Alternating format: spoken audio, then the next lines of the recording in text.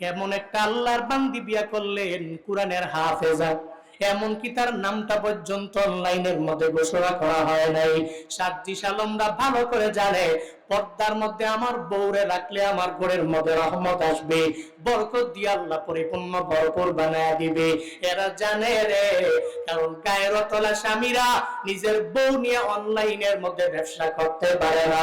একমাত্র যাদের ভিতরে গায়রত নাই, ব্যক্তিত্বহীনেরাই নিজের বউরে অনলাইনে আনতে পারে। ঠিক কিনা? বউ আমার বড় সুন্দরী, আমার বউ আমার ঘরের মধ্যে থাকবে, আমি দেখবো, কেউ দেখতে পারবে না। একটা গায়রতলা স্বামীর এটাই কথা, এজন্য সে তার বউরে অনলাইনে আনতে পারে না। ও আল্লাহর বান্দারা, এই সাজ্জিস আলম থেকে তুমি শিক্ষা নাও। তুমি যে বিয়ে করার পরে বউয়ের ছবি ফেসবুকের মধ্যে দাও, ইউটিউবে দাও, আবার এখন থেকে ট্রেন্ডিং আমার দেশের মধ্যে হয়ে গেল, যখন থেকে নিজের ভিডিও মানুষ বেশি দেবে না, তখন এটা বিয়া করে বউটারে ঘরের মধ্যে আনে, এরপরে দুইজনে মিল্লা ভিডিও বানায়, আর এই ভিডিও মিলিয়ন মিলিয়ন ভিউজ হয়। ও মনে মনে ভাবে এটাই তো আমার ইনকামের প্রথম জায়গা, প্রথম খাত। কয়েকদিন পরে আবার একটা বাচ্চা আসে, এরপর এই বাচ্চাটার প্রতি মাসে মাসে বার্থডে উদযাপন করে। এমন কাপড় ব্লগার আমগো দেশে আছে নানা। স্পষ্ট বউ ব্যবসায়ী আছে নাই? কিন্তু গায়রতহীনরা এটা করতে পারে, যার ভিতরে বিন্দু মাত্র পরিমাণ ব্যক্তিত্ব নাই। যার ভিতরে ব্যক্তিত্ব আছে, সে জীবনে কোনোদিন তার বউকে অনলাইনে আনতে পারে। হিজাবের সম্মান, নিকাবের ভিতরে সম্মান, পর্দায় নারীর সম্মান। ঠিক কিনা? আল্লাহ আমার মা বোনদেরকে হিজাব, নিকাব, পর্দা মেনটেন করে চলার তৌফিক দান করেন। আরো জোরে বলেন আমিন। ডক্টর আফিয়া সিদ্দিকার দোষ কি? কোন রিজন নাই। দোষ হলো সে মুসলিমা নারী। দোষ কি? তার দোষ হলো কেন সে নিকাব পরে চলে। দোষ কি? কেন হিজাব পরে, এটাই বড় দোষ। আবার হিজাব পইরা সে স্নায়ু বিজ্ঞানী কেমনে হয়, হিজাব পইরা আমরা সিটিজেন কেমনে হয়। পরে পাকিস্তানের করাচির আর্মিদেরকে বললো সে তো জঙ্গি সংগঠনের সাথে জড়িত আছে, আমাদের কাছে উঠে দাও। 2003 সাল থেকে নিয়ে 86 বছরের জেল ডক্টর আফিয়াকে দেওয়া হয়েছে। কত টর্চার তাই করা হয়েছে। এটাই দুনিয়ার স্বাভাবিক নিয়ম। স্বার্থে আঘাত লাগলে কুফফারদের মাথা গরম হয়, তখন এরা ভালো ভালো মানুষগুলোকে উইদাউট এনি রিজন জিন্দানখানায় বছরের পর বছর বন্দী রাখে। তবে মনে রাখবা, এই বন্দী রাখলেই মুসলমানদের ইসলামের জাগরণ বন্ধ করে দেওয়া যাবে না। কারণ এই বাতি দুনিয়ার কোনো ব্যক্তি জ্বালায় নাই, এই বাতি জ্বালিয়েছেন কে? আরো জোরে বলতে হবে কে? একজনের জবানকে বন্ধ করা যায়, কিন্তু তার ব্যাকগ্রাউন্ডে আরো 10 জন তৈরি করে দিতে পারে কে? বন্ধ করা যায়।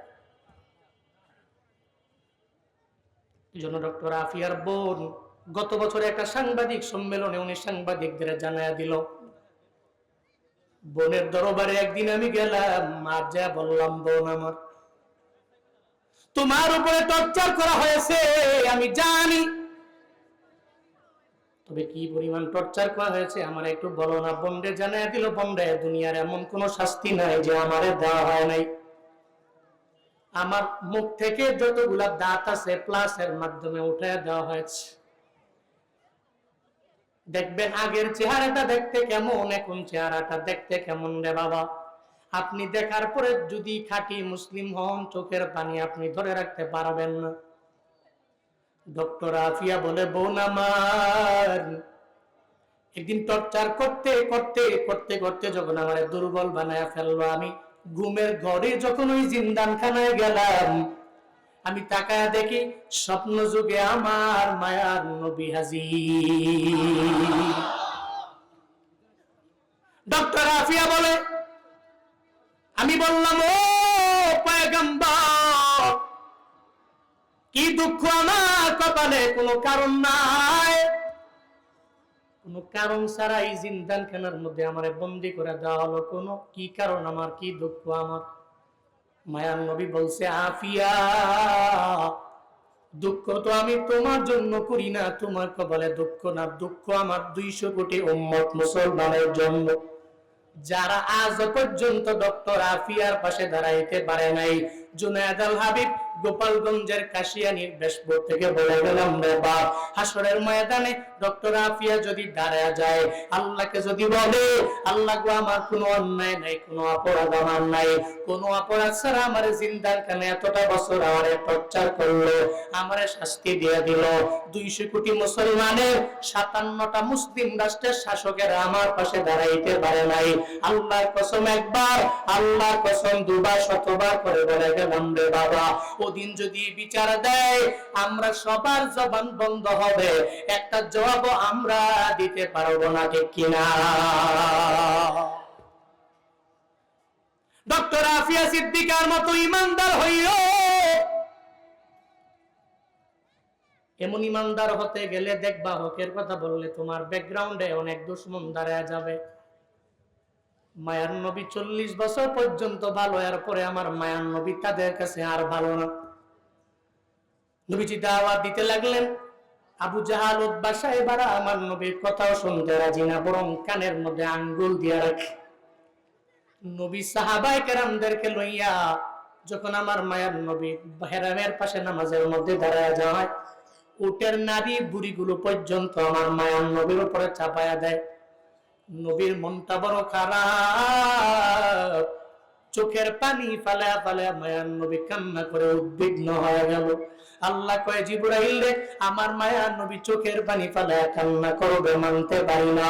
সূরা ইনশিরা নিয়ে আমার মায়ার নবীর দরবারে যাও, নবীরে গিয়া জানায়া দাও, চিন্তা করার নবীর দরবার নাই, আমি আল্লাহ যারে চাই তার বক্ষটাকে ইসলামের জন্য আমি আল্লাহ কবুল করে নেই, আমি আল্লাহ যারে চাই না তার বক্ষটা ইসলামের জন্য কবুল হবে না।